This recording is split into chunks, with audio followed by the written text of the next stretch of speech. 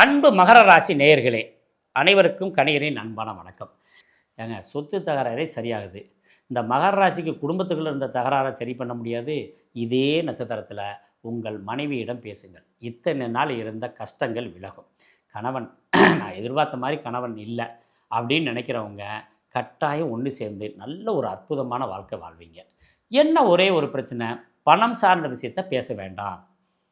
உங்கள் குடும்பத்தில், அதாவது ஆணாக இருந்தால் மனைவியோட குடும்பத்தை பற்றி எதுவும் பேச வேண்டாம், பெண்ணாக இருந்தால் கணவனோட குடும்பத்தை பற்றி பேச வேண்டாம். இது பெரிய மைனஸாக விழுகும், பிரச்சனை வரும். அப்போ ஏன் இவங்களை இப்படி சொன்னால், 2ஆம் இடம் தான் குடும்பம். அப்போ இந்த 2ஆம் இடத்துல இந்த 2 நட்சத்திரம் இருக்குது. அப்போ குடும்பத்துக்குள்ளே தான் சண்டை வரும், மற்ற இடத்துல சண்டைகள் இல்லை. ஆக குடும்பத்தில் 18 மாதங்களுக்கு நீங்கள் விட்டு கொடுத்து போனீங்கன்னா எந்த பெரிய குறைகளும் வேறு விஷயத்தில் வராது. ரைட்டு.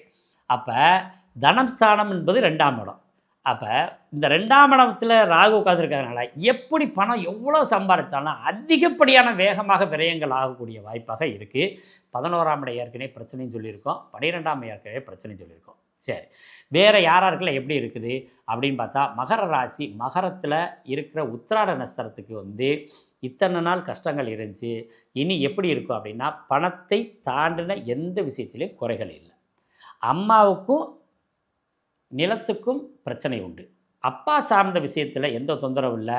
அப்பா வகையில் இருந்த நோய்களெல்லாம் குணமாகக்கூடிய வாய்ப்புகள் இருக்குது. இதிலெல்லாம் ஒன்றும் பிரச்சனை இல்லை. மனைவி சார்ந்த விஷயத்தில் பிரச்சனைகள் இல்லை. ரைட்டுங்களா? இப்போ இதெல்லாம் நல்லா இருக்குது.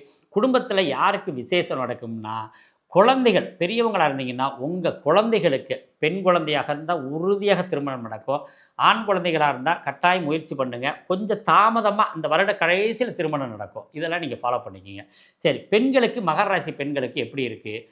இந்த உத்திராடத்தில் இருக்க பெண்கள் மட்டும் கொஞ்சம் கோவத்தை குறைங்க.